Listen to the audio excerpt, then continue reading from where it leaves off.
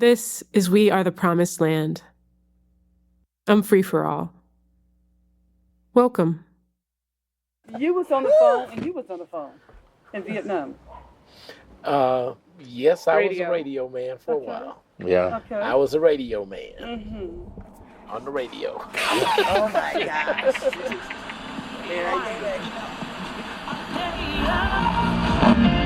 Talking like.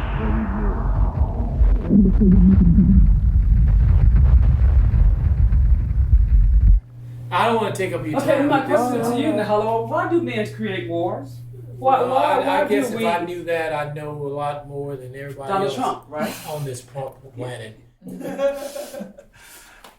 Well, that's you. Yeah, that's me. Bill. That's right. How old are you in that picture? I think about somewhere around 9 years old. Okay. 8 or 9, yeah. And then this must be one of your brothers. Yeah, that's my younger brother, Joseph. Joseph, okay. Mm-hmm. And This is our little art gallery. This is a continuation, okay? okay. And you can just go on now, and Bill can explain most of the stuff. Well, this is this stuff. Well, this is Grant and Lee. Well, this is a strat called the Last Council. This was before they were going into Gettysburg. They got the generals together. This is Lee and Stewart and a couple other guys talking over. But anyway, the thing about this, they say the artist is good because he shows these fires and the shadows and everything, and how he painted fires and captured all that. But that's the fire burning underneath the coffee pot here. You know how he did that. But that's some of the stuff, you know. This is a black sword print, the promise, a farewell, you know, he's getting ready to leave and so forth. That's just one of those things. Right. White artist, I think he sort of messed up the chin and the facial features a little bit, black people. Yeah. But somebody would say he was good with horses. Quite natural, what black guy can't paint a horse unless you're familiar with them. So they said this guy was very familiar with horses, and he can get those shaped just right. Okay. Very familiar with horses, less familiar with black people. Exactly. Yeah. Exactly.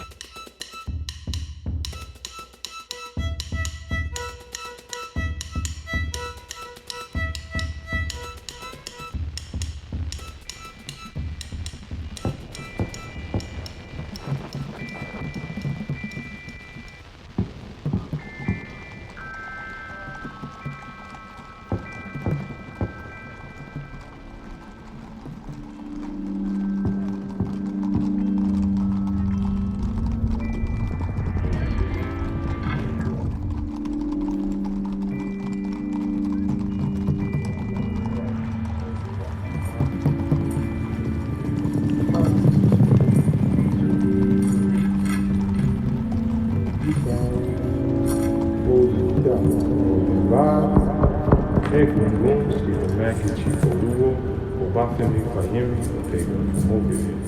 Mojuba Luomi Afalami Pega, Rabami Sanya Yade, Pashola Kambia Kuta, Mojuba Baba, Mojuba Ye, Ewasi Di, Rio, Kewamuti, Ifa Ashe. Oberosu. Once or twice a year, just like folks do a checkup with a doctor, Annette visits Baba Femi, a Babalawo, for guidance. Giving birth to something in business, this is a good time to do it.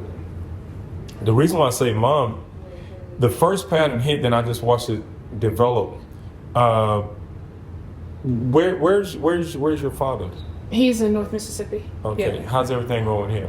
Health? Parkinson's, he's slowing down. Yeah.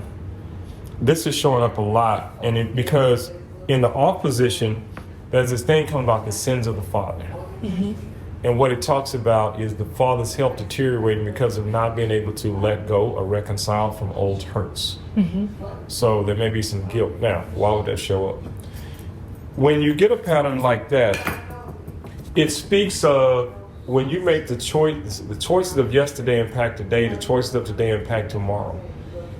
Meaning, regardless of what your father may have, there's a contract and a memory of the blood of it that's in you or even one of the siblings.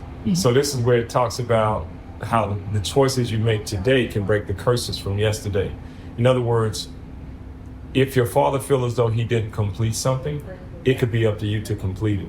It's not necessarily mean doing exactly what he did as a job, but whatever this career job is that you may feel passionate about, don't pass it up. Yeah.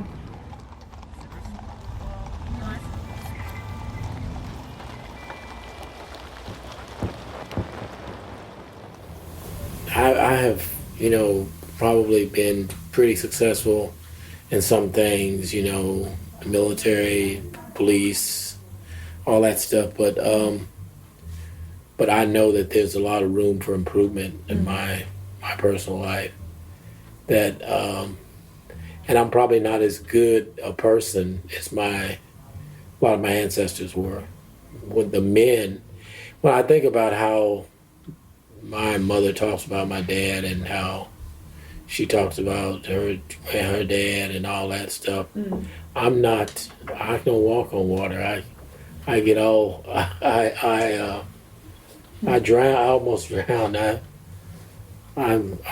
It gets all up around my neck and everything. Yeah. Well, yeah. You're a creature with mass. Yeah. Well, yeah, the mass and I have had a life that has been. I've just barely made it through things. I've sort of been lucky. Been lucky. I've just been lucky, I guess. Yep. The first time I visited Foxfire, it was early April in 2018, and the winter had not yet lessened its grip on the land. The Fool's Ball was underway, an annual gathering of a uniquely Mississippi intersection of hippies and rednecks. A nutshell image of the whole event is a sweatshirt I saw one man wearing. It said, "Make America Grateful Again," with the Grateful Dead bears dancing across the front of it. While this bearded, ragtag crew raged dusk to dawn to dusk again, tramping through red mud, crunching ice crystals beneath their bare feet and boots, Annette was hosting her own gathering up the hill. One cold and cloudy afternoon, the family, plus the whole group of guests, caravanned down the road to the family cemetery, just beyond the edge of the Hollowell's property, to pay tribute to the ancestors buried there. It's not much, this cemetery, just a wide, grassy clearing with a few headstones. A recent storm had felled a tree. 1 or 2 headstones lay in the grass, staring up at the sky. Throughout the visit, I couldn't help but notice Bill quietly taking it in. Back at the house later, he said he'd dreamed this exact excursion, caravan and all. I'd heard it had been a while since he'd made the trek himself. How far is that from your house? About a half mile. A half mile? Yeah. Yeah. And when was maybe. Oh, sorry. Maybe 3/4 of a mile, yeah. How long has it been since you It's been, I'll be honest with you,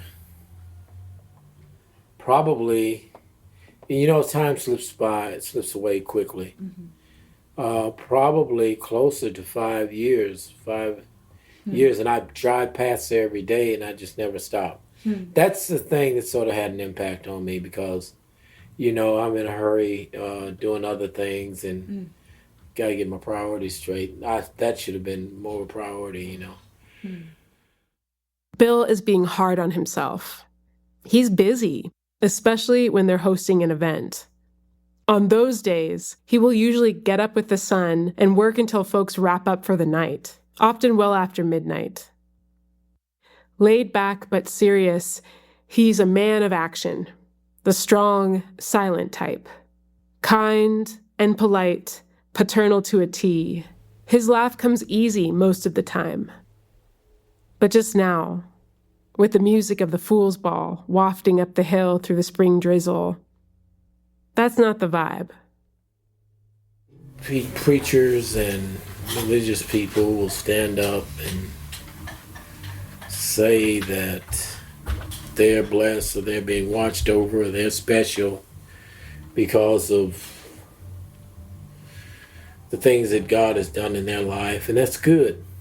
I mean, but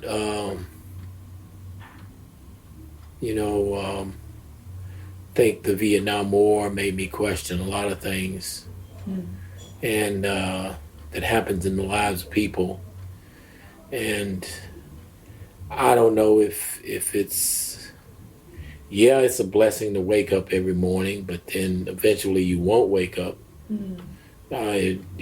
So that's a reality. But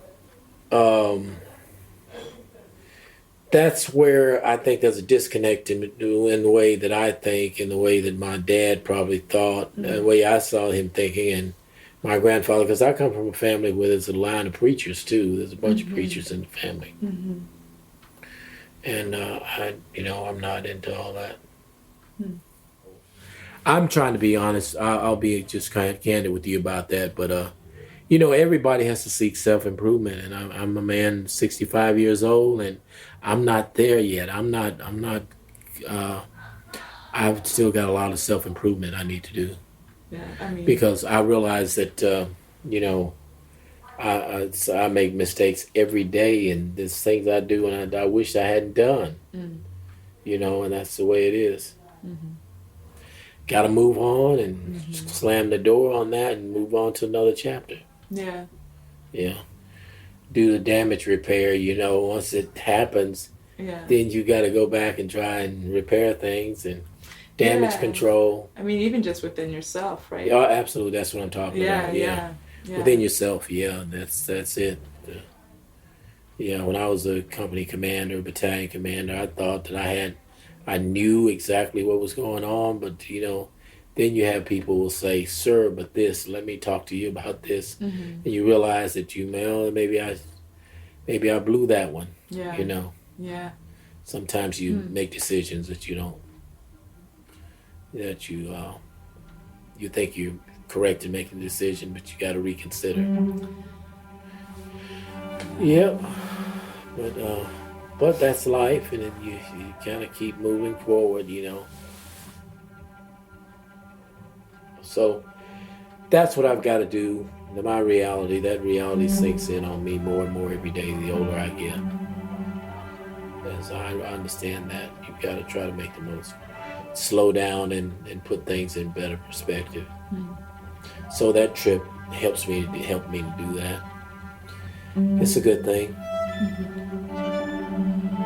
Yeah, it's a good thing.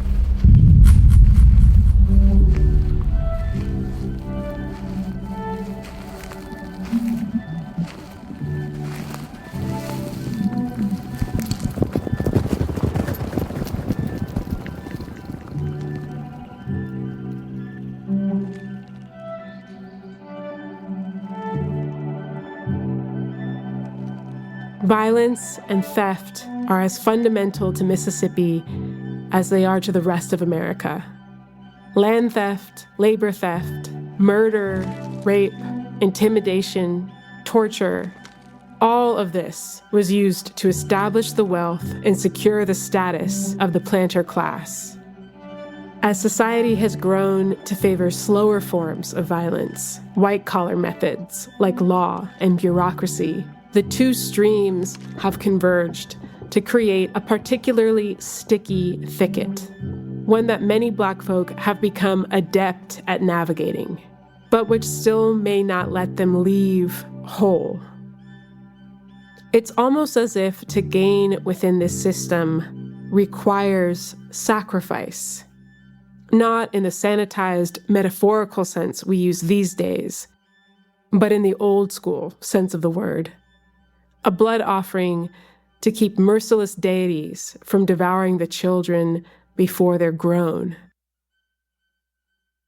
That sounds a little grisly, I guess, but consider, if you will, the Mississippi timber industry and some of the collateral damage of Bill's military career. How are you feeling? Oh, pretty good. Yeah? Yeah, I take some stuff that we inhale in the morning. It's like an inhaler. When you start to freeze up, the one thing about this disease is it makes you slow and you feel like you can't move, you know? Is that Parkinson's? Yeah. Back in the 70s, when Bill and Annie were a fresh, young, married couple, they were stationed for a while at Camp Lejeune in North Carolina. You might have heard about Camp Lejeune because between 1953 and 1987, 8 of the base's water wells were contaminated with as many as 70 chemicals, the most prominent of which were volatile organic compounds used in dry cleaning and as degreaser. Eventually, though arguably too late, Lejeune was declared a Superfund site. And over the years, as veterans developed leukemia and other forms of cancer, they began to suspect a correlation. There were lawsuits. And then in 2022, President Biden signed the Camp Lejeune Justice Act, setting aside roughly $6.7 billion for impacted veterans and their families. Anyway, Bill and Annie were there. And now, having suffered illnesses, cancers and Parkinson's, they filed a claim. We took this walk in the spring of 2023. Bill was 70. Right. It can be difficult. Right. Because you can't. It's hard to bend the knee and the ankles, or twist your leg around, rotate your legs around. Yeah, this was an area that we clear cut. You can see some of the growth from 20 years away. You know, there's an old saying that if you want to change a crop, you take about 2 or 3 years. You can plant peas and you can switch from peas to corn and get everything growing good.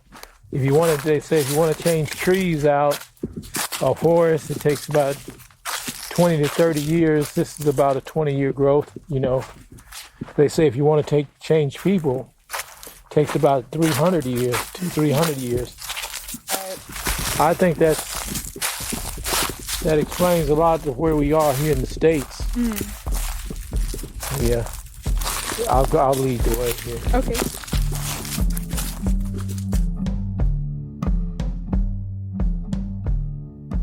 When Spain signed the Mississippi Territory over to the U.S. in 1795, the region was a sea of trees, all sending telegrams to one another underground.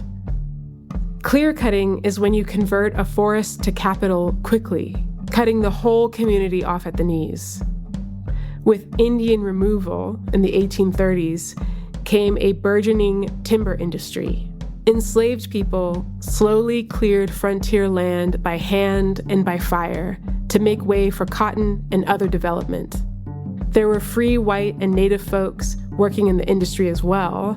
They harvested longleaf pine, cypress, and oak trees across the state, processing them in lumber mills, which by the 1840s were powered by steam.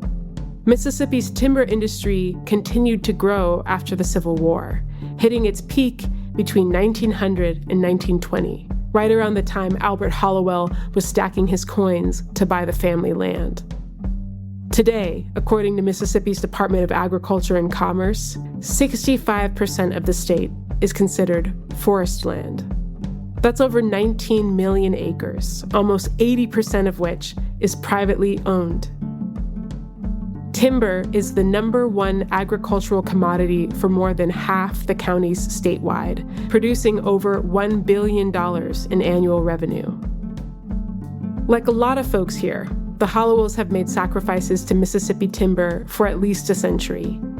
From the hours and sweat that Bill's dad, Albert, invested to put the deed to this land in the hands of his descendants, to the eye he lost in the process. After Albert passed away in 1961, Bill's mother, Wilma, clear-cut different sections periodically to pay the property taxes. Yes, she did. She did. Matter of fact, we sold the cypress. That valley was good for cypress, and they came and cut the cypress trees and to chunks, like about 3 to 4 feet long. Yeah, I remember she sold that. It's a big demand for it back then. In the the 80s, 70s? 70s, yeah. 70s. Yeah.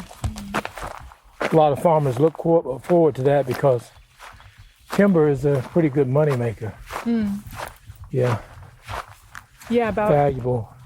About how much would you get for each patch? Patch timber, I would say back in the 70s you'd get a patch that size down there, maybe $6,000 to $8,000. Okay. As a matter of fact, that reminds me when I brought my siblings out, and they sold the land to me. I sold enough timber to replace the money I'd paid for the land. We ended up selling $13,000 worth of timber. It was $13,000. That was it. Yeah. To buy your siblings out. Yeah. Wow. I got the loan from the bank, but anyway, I had enough money from the land to pay off the loan. Really. Wow. Yeah. And from the timber sales. Where was the timber? Yeah. All here. This had grown up when I first came back. We bought this. This was all in timber. Oh. Where the pavilion was, mature big trees, all that area. Yeah. Okay. Can you imagine that? Barely. Pine. There were pine trees all over that area. Big pine, some of them this size. Yeah, we cleared that all out. Wow. Over 50 years of growth, it's a lot. Right. A lot can come up, yeah, so. Whenever I walk the land with Bill, I hear some version of this sentiment, that without consistent intervention, the land would go wild so quickly that all the labor of taming it would be lost. From this perspective, everything he does to develop and maintain the property is a prayer, a monument to his ancestors and the work they put in here. And, let's be real, without having cleared some of the land, it would have been impossible to build the house or the pavilion or any of the cabins.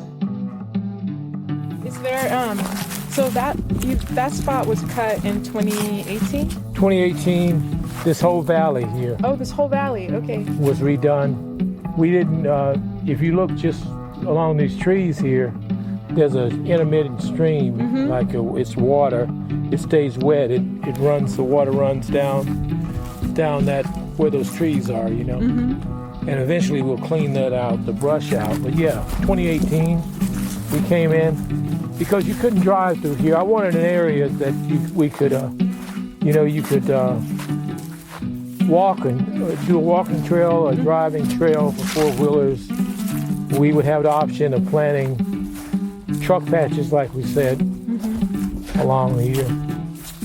And because we were really thinking about going back into raising vegetables, on a bigger scale.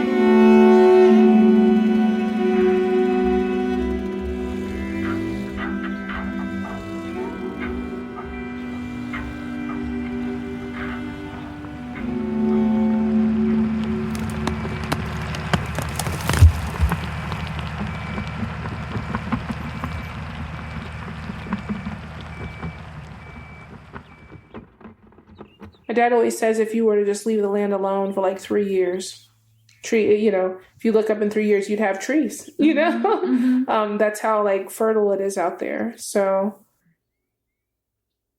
it may not surprise you that Annette sees all this a little differently. By the way, this track features baby Ruthie prominently. She was almost a year old at this point and was her mama's #1 hype man. But this time around, this last cut, it would have happened. I want to say it was like literally right after we wrapped this Black Landowners Summit. We hosted the final night for the first time. I want to say it was 2018 or 2019.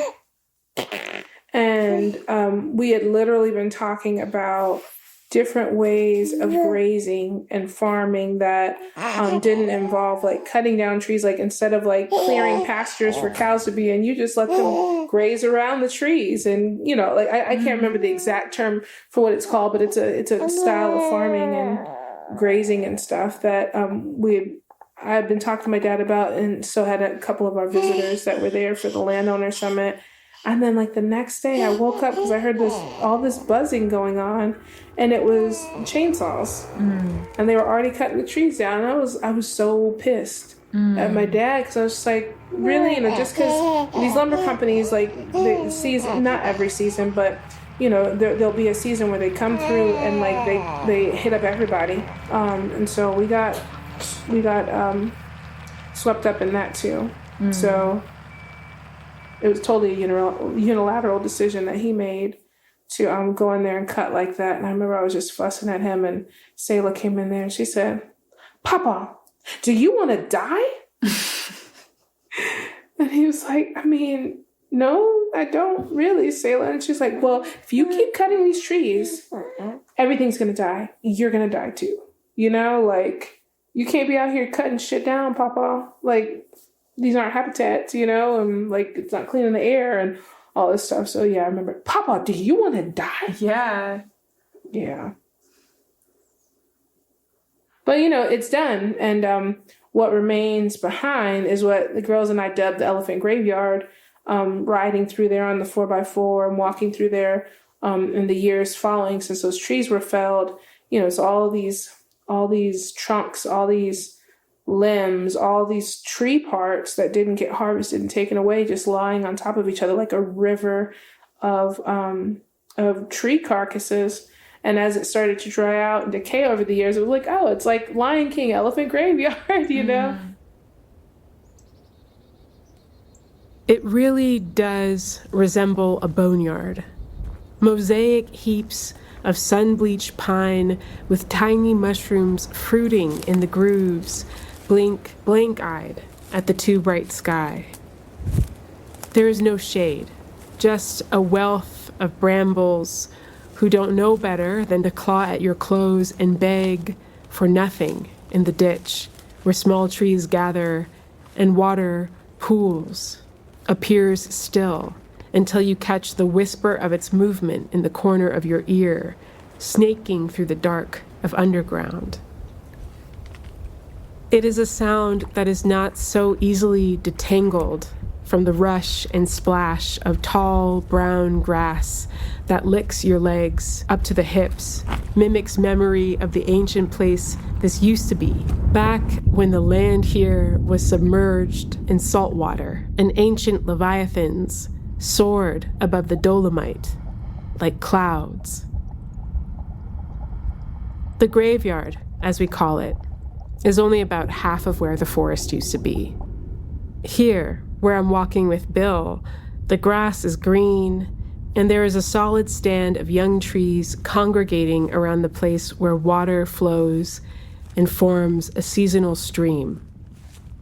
It actually takes some work to get to the elephant graveyard from here. The upturned roots of some big cut-off stumps are vined over and almost look like hills. You could stay here in the green grass with the young trees and never know what's on the other side. Yeah. But this, cleaning this up gives us a lot more possibilities. I know Selah got on me about removing trees, But Mississippi, if we don't do something with this area, it will come back. Trees will come back here, and 10 years it'll look like that over there. Mm-hmm. Yeah. But I like seeing. Love trees too, but I like having a little bit of some level spots along the way where you can camp and where you can get to the blackberry vines, and stuff like that. Yeah, it'd be fun picking blackberries out here. Yeah. Yep.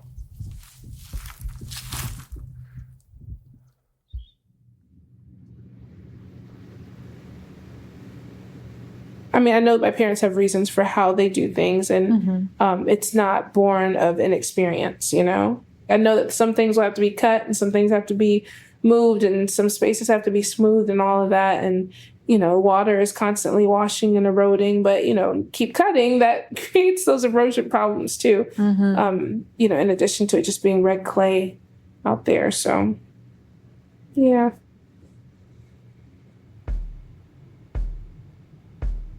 Doing to and not with, and it's like, okay, we see where doing to has gotten us collectively is bankrupt, and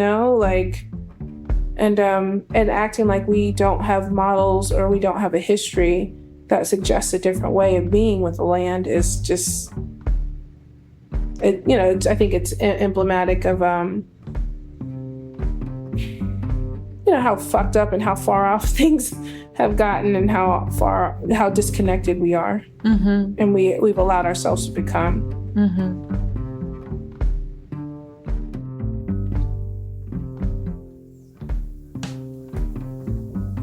My parents, they saved money and they invested money when they were young and, put money into retirement and everything. But even like some of the last few years have been like, okay, my dad getting some payouts from the VA because he has cancer or he has Parkinson's or he has this or he has that. Like, and it's literally like he's waiting on something now about the Camp Lejeune. Right. Water contamination and all that kind of stuff. And so it's like, oh, if I can get that $30,000 from that they said I can get, then I can put this into the land. Like the cycles of extraction are just uncanny, and it's not something to be ignored, and so, and it's a shame that like those end up being some of like what feel like gifts or windfalls, is you put your body on the line for your country and, and sacrifice your health. And now you're just like holding on, hoping for some chump change from the government so you can put it into this business to help be sustainable. Like, hell no. No, thank you. No more of that. I don't see that as being any different than you cutting down the trees and getting 15 grand so you can buy cows to put out there or whatever it might be, It's like, I mean, it really is like, it's this microcosm of like the rest of these systems and everything like that. And so how do we hope to live in a different world if we can't change how we relate fundamentally to like the pieces and parcels that we have the opportunity and the privilege to like be on and heal on and receive medicine from, There's more medicine to be gained out there than like what can be extracted, So, yeah. Yeah.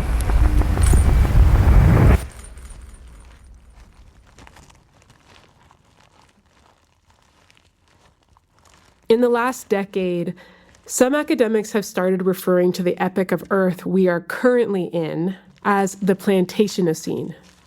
Donna Haraway and Anna Singh are two of the thinkers best known for this term. The basic idea is that the forces of capitalism and industrialization have converted so much of the earth to capital, and that practice has radically altered our ecosystems. The use of plantation in this case refers not just to the enslavement of people, but of plants, animals, and the planet itself. How much of your local area is divided into land, water, minerals, and then monetized? By approaching all these beings as objects to be bought, sold, moved, removed, regulated, or eradicated, we ignore the reality that the earth operates not as an economy, but as a series of interlocking ecosystems. Every one of my ancestors I can name was raised within the Plantationocene. Alan, Eloise, Marilyn, Myra. At this point, the Plantationocene is an internalized landscape, a kind of augmented reality experience transmitted through and held in the body. Just to give an example, throughout the process of developing this altar, I have subjected many of my offerings to the product treatment, asking, is this good enough for the artistic marketplace it will inevitably enter? I know Annette can relate to this, but still, she seems to be in an active process of deepening and externalizing her spiritual framework, thus cultivating a collaborative ecology. It's not sacrifice, it's exchange. You know, it's exchange and not extraction, you know? So I feel like that's kind of like some of the collective energy that's generated when people are out there and they're dancing and they're talking and they're having good times and they're enjoying the land and resting on the land and healing on the land and all of that. Like, I like to think that, like, energetically, that's the kind of exchange that is like trying to pay back some of what we've put the land through. I think there's more of that that's needed, like probably for a while to come, to try and like return to some kind of equilibrium there energetically, you know?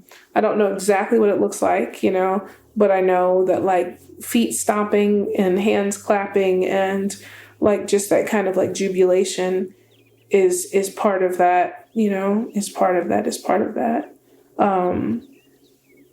And I feel like there's some deep ritual that's needed in addition to, you know, just using cleaner products, being cleaner in how we dispose, you know, just engage in business on the land.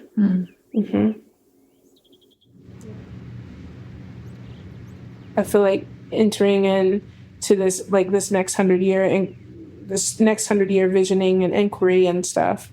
If a grounding kind of principle of that is not doing to, but doing with, I think that the kind of infrastructure that we'll see out of that will be one that is more sustainable, will be one that will last the test of time.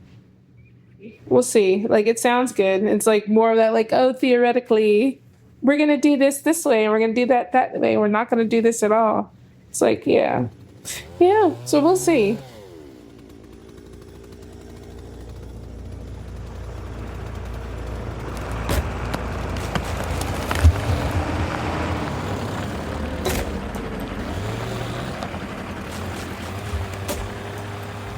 We need additional parking out here. Oh, okay. And we need a couple more cabins. I would think to try to do that. But I want Annette to make those decisions. I'm ready to cruise now. Yeah. Sort of. Let's see. Yeah, I hear that. I'm ready to take it more easy. Let's see. Oh, it's open. I think there's some water in here. Okay. It's only ever a matter of time before theory becomes practice. On a brisk, early morning in February 2024, about a year after the time Bill and I took that walk and talked about the trees, Annette and Bill are meeting with their cousin Joseph, who's an architect, to scout out a spot for a new cabin. Recently, Foxfire received a grant, a big one, to help them continue to build out the infrastructure. Also present are Melvin and Michael, who will level the ground where the cabin will eventually stand. They're also going to move some dirt around to make a larger parking area. Bill is showing the group a space near the bunkhouse. But anyway, in my mind, I thought that this would be maybe the easiest way to go. And I was having a couple of thoughts about it. It's like, okay, if we're going to build another cabin, what would help us extend electricity and plumbing for anything in the future potentially? Like if we did something here and we're like, oh, we want to do RV parking back in this flat area eventually, maybe there's a benefit of, starting to run your lines and your power and stuff this way if the cabin is right there. Because then if we want to do the RV hookups, we tap into that versus having to figure out a whole new configuration. Now there is another electrical hookup along this road when you go where we parked up there. Going on up the road there's another meter box and you'd have to run the cable across the road, but it'd be it could be done, I think, but it just takes so much. The only thing I don't like about this spot is I feel like it's crowding all the stuff, like all the cabins, all the infrastructure in here. Does. It puts everything in a loop. And this cabin will be bigger than these other ones because we're trying to sleep more people in it. Can we walk to the other one? Other space? The other side, yeah. So here's the other side. We walked down toward the holler where the cypress grove used to be, then cut up the hill that's tucked behind the cabins and a small second stage that has served more as a storage space over the last couple of years. So we have the road that goes down here that we would, he was just talking about getting that shaped up. Get this shaped up. And probably really, you think we rock it? Really, yeah, I get the gravel in here. Really, this hill needs to be sloped a little bit better. Mm-hmm. It's going to require losing some of them trees, right? Well, it's because y'all cut down all them trees before. That's probably no, you didn't have enough slope. This was almost like a ditch, but this could be rounded, could be sloped out, couldn't it? Yeah. And you wouldn't have to destroy all them trees, would you? You keep walking to make it look good. Them trees will have to go. Mm. See, that's a place where we deviate. So we cut so many trees already. You're just talking about this little area right here. And you get dirt up. I'm talking about this whole hill. This whole hillside would be better if it was sloped. Fill that hole in. Fill that hole in if you could do that. Now you got a hilltop right over there. So that would be the other place that she would prefer to put something. And so the road to access it would be, you could come in this way. There's an old road that comes up right, kind of along the back of this hill up to the top and then comes back around behind this other cabin. So there'd be a way to kind of go in and come all the way around. But if you were going to build a cabin up here, you just have to, there's a trail right over there by this fence, goes up there. You could go that way and just flatten that hilltop out, right? So what you taught. Mm-hmm. You could still hook your water, run your water line from this building here over there. Yeah. This area gets a lot of water though, right, Dad? Yeah, the water runs down here. It dries up, it's sandy. Yeah. We land on a squat, rough dune set back from the rest of the complex, with scrawny pine saplings loitering among tall grass. So you would prefer to have a cabin on top of this hill here? That's what I think. Okay. And, preferably not take down all the trees to do it. I know you got to clear out the space to be able to get in there and to be able to have the foundation for the cabin and stuff, but I mean, you could angle it towards everything up there, or you could kind of have it sitting this direction, I guess. Facing the west. Facing the west. You sit out on the porch, watch the sunset. Okay. Sit in the back and watch it rise. I mean, that's similar to how Sun House is positioned too. Or you could face it towards everything happening over there. I don't know. So you want to come up this hill with the road, come up that hill the way we walked up the hill, get up here and flatten this out. You go out this way or go out there? I mean, you could do it so you go in and come out the same way. That saves us some work, some gravel, instead of having to do a big loop. But I don't know. I guess it depends on what's going to make the most sense. You can put a tunnel around up here. Yeah, have a turnaround. So, yep, exactly. Turn around and just be able to head right back out. I mean, the thing about it, we're trying to get 8 beds in this cabin. So, you'd ultimately have more than one. You'd have several cars parking up here when you have it filled up. So, I mean, you would have to have a big enough parking space that you would be able to turn around and be able to park some cars. I'm not trying to put you on the spot, Joe, but what do you think? 8 beds, what kind of square feet would that be? Is there a rule of thumb? And modest size rooms, unless we do one that's got like 4 beds in it and keep it pushing. What else are we putting in it? A central, Annette and Joseph reason out her vision. They decide they need at least 4 bedrooms and 5 bathrooms. So between 3,500 and 4,000 square feet. They want to wrap porches around to have other spaces for people to hang out. Joseph suggests making it a 2-level structure to take full advantage of the view. It's a beautiful location. There are some older pine trees and white oaks that hug the fence line between Foxfire and the neighbor's property. They get into the nitty-gritty, septic systems, solar power. Finally, they price the whole thing out, roughly, and realize they're going to need to raise another chunk of change. As they wrap a brief discussion about the cost-saving potential of building with cinder block, which is Annette's suggestion, by the way, Annie joins us with Annette's Shih Tzu, King. Oh, it's Big Mama. Who's up with the baby? Hey, Seda. Oh, Good morning. Good morning. Annette catches her mom up on what they've talked about so far. And Annie replies with a sentiment I've heard more and more from her in the last year or so. Uh-huh. Is that a good recap? Yeah, why can't we make it a 10-bedroom? That's money. I know, get That's it out of money. my house. You got $10 million? No. I'm just saying, okay, get it out of my house. But we're trying. But we have the funds that we have. I understand. We got that grant. That's what we're working with. So it's like, what can we do? How do we maximize that? Annie and Bill are such gracious hosts that I'd wager most visitors have no clue how tired they are. It's a skill, I guess, but it's also a mindset. Both of them are so accustomed to this kind of daily sacrifice. Bill has visibly slowed down in the last few years with Parkinson's and age. You can hear in his voice how much his energy has changed. But he's still at it. Annie, meanwhile, still spins around like a tornado, just one that complains more than she used to.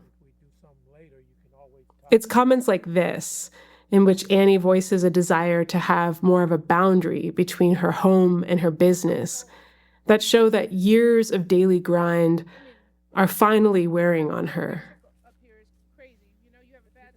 Well, okay. So what is the verdict? You like this spot? You like it.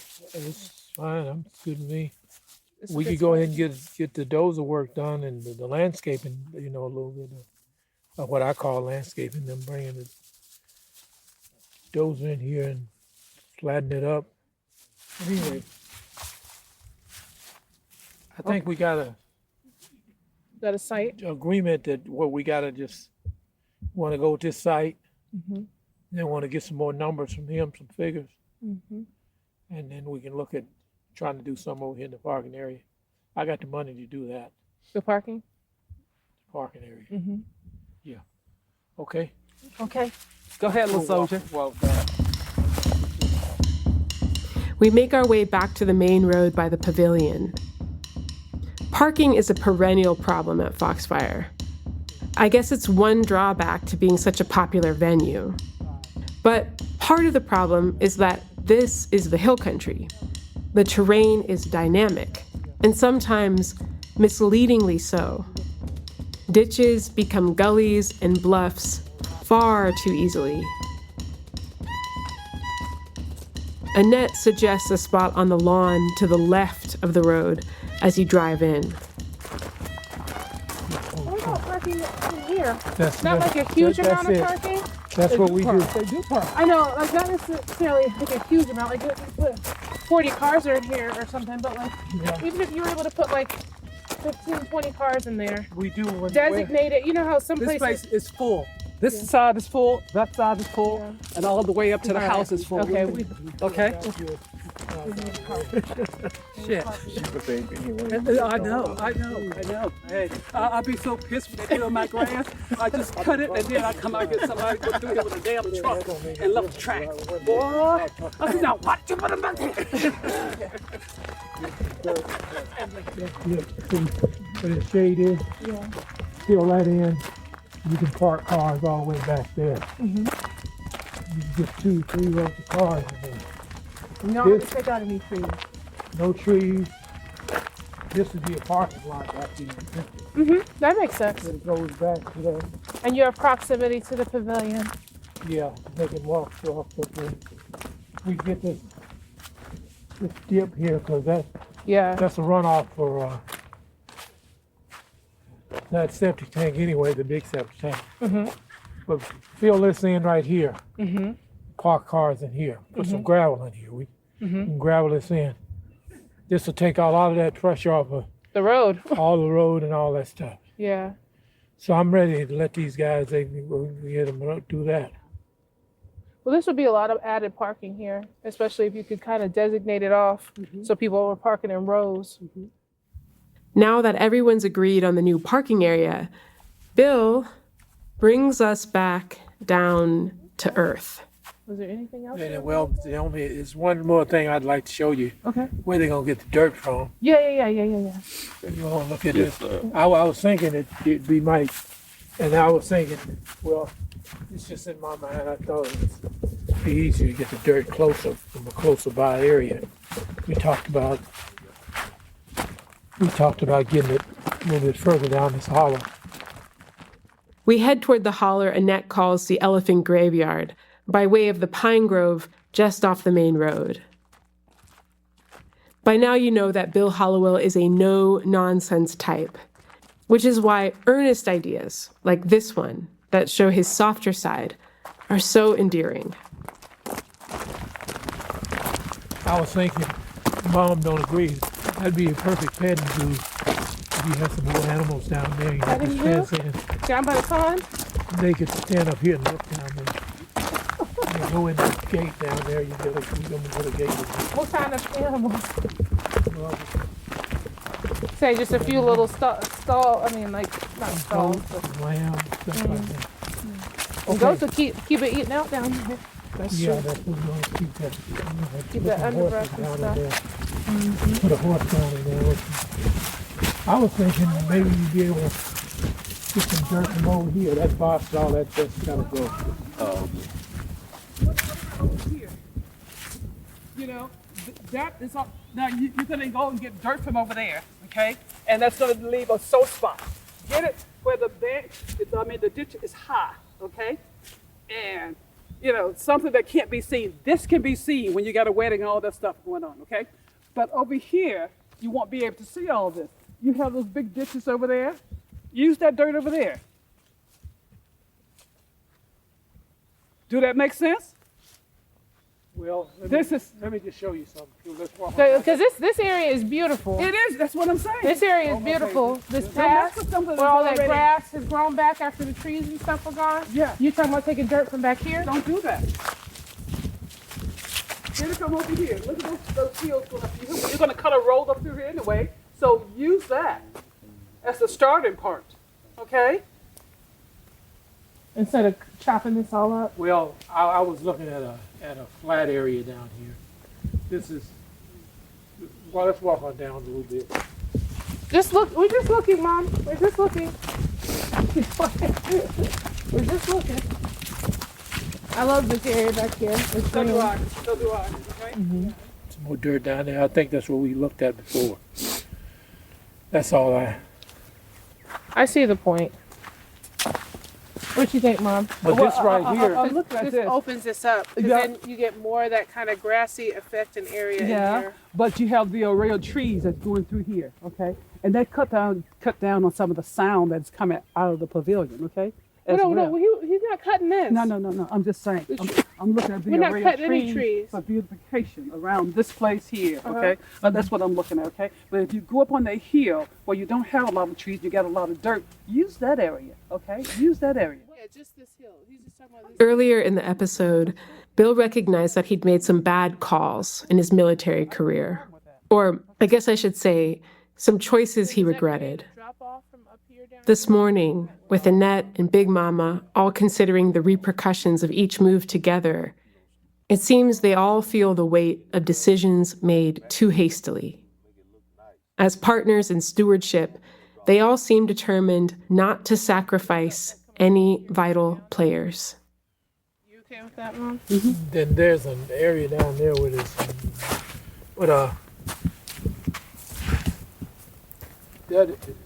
that area, I know what you're talking about, that ditch there, we're going to have to do something with it eventually. That big ditch, Right by the side of the road where all the water washes into? Yeah, up there where my little gorge that I keep clean. Okay. Annie leads us back up the road to a hill overlooking a lush gully full of brambles and trees. It's winter, so it's not as green as it gets. But even if you've never seen it in summer, you can tell this is a real fertile space. I like this better, Mr. Holloway. This is like, We can get some dirt here, then we can slope it back down to nothing where you can go up and down it. Okay, but the septic comes out here from the house. It's right here. Where is it at? Right here. You see where the And that shit be stinking. Or it just comes out. yeah, we got a pipe there. You just got a pipe right there. Blackberries be growing in here real nice. We'd be like, don't eat those. I'm talking about getting it off around his edge. Okay. We can clean them more bushes off and get what we need around his edge, and then just slope it back down. Can we do something about that pipe well over here? Because during the summer, you drive by on the road, you smell that shit. Okay, well, I'll deal with it. We'll get something done to it. So you like this better to be able to get your dirt? It's a lot easier. Yeah. Yeah, I thought so too. Okay. Good call, Hollowell. Yeah. Yeah, I figure they can do this, and then they can get the rest. They can.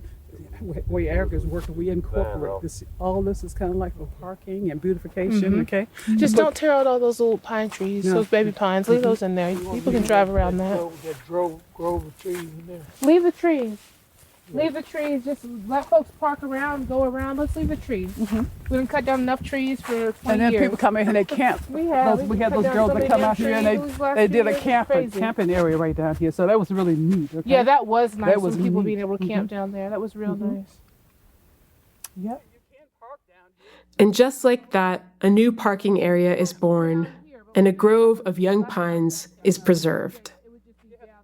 Before long, frat boys will use this area to apply Axe body spray in such offensive quantities as to make one miss the septic stench. That's an exchange this family can live with. Yeah, because this is blackberries and But kudzu and those stuff. those blackberries is probably healthier for you than anything else.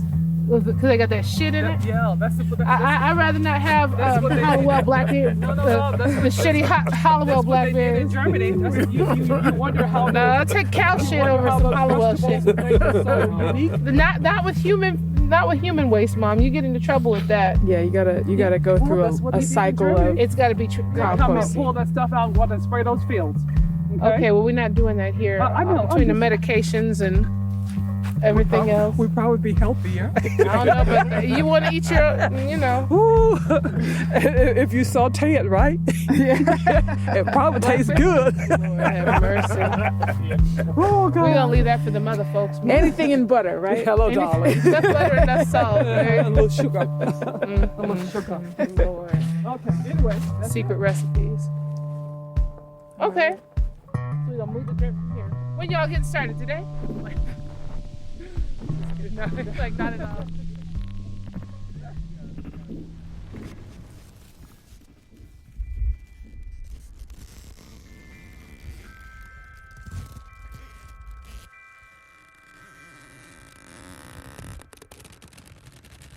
Today you heard from Annie Hollowell, Bill Hollowell, Baba Femi, Annette Hollowell, Ruthie's, Melvin and Joseph, and me, Free for All. Sound design and mixing by Cedric Wilson, with music by Mississippi Fred McDowell, and myself. Special thanks to Jinx Holiday, Andy Harper, Melanie Ho, the Association for Cultural Equity, and the Center for the Study of Southern Culture at the University of Mississippi.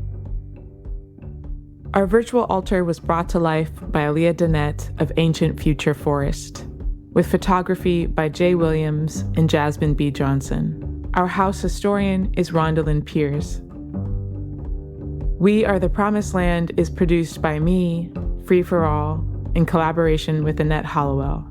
Special thanks to the Center for the Study of Southern Culture at the University of Mississippi, the Yoknapatawpha Arts Council, and the Mississippi Presenters Network, and to the Association for Cultural Equity. We Are the Promised Land is made possible by generous support from the National Performance Network, the Mississippi Center for Cultural Production, Carpetbag Theater, the National Black Food and Justice Alliance, the Center for the Gulf South at Tulane, the Pantaria Foundation, the New Orleans Jazz and Heritage Foundation, Alternate Roots, the Big We Foundation, the Mississippi Humanities Council, and with financial assistance from the National Park Service and the Mississippi Hills Heritage Area Alliance. Thanks so much for tuning in today. If you didn't already know, this audio altar is but one portion of our homage to the Hill Country's Black land legacies. For photographs, visual art, poetry, and more, please visit our altar online. You can find the link in our show notes.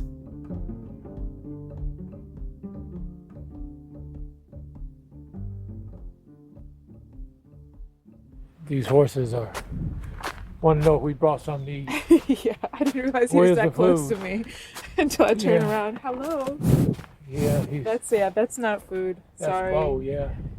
That's not food. Yeah, I think you can smell it though, but you're not I'll give them some hay later on. Yeah, I bet they're cold. Well, they're starting to pick up their winter coats. I can see. Yeah, they're if fuzzy. They thin out. But see how thick that is? Yeah. It's going to get thicker. It's going to get longer. A lot of people don't know, but their nature takes care of them. Which was like a big bat. You really back up, Bo. Back up, Bo. Sorry. This is supposed to make them back up. Back up. Yeah. Yeah, I couldn't tell if he was being friendly or being dominant. Oh yeah, he's asking, where's the food? Yeah. He keeps questioning, that's what he's doing. Yeah. I felt his little lips on my neck and I was like, oh, that's not supposed to be happening. And you know, horses will not just, even pasture horses, you see how they brought all their manure to one area. Yeah. And they will, after they let this area, they fertilize this area, they're going to move to another area, and this grass will grow up. You notice how green this is compared to the rest of it. But in the spring, these areas, they'll start eating off of this. It's sort of like they understand how to grow grass. Yeah. Horses do that. Yeah. For horses, you do shit where you eat. Yeah. Yeah, that's right. You just give them enough time. You give enough time for the bacteria, the parasites to go to ground, I guess, and not get inside you.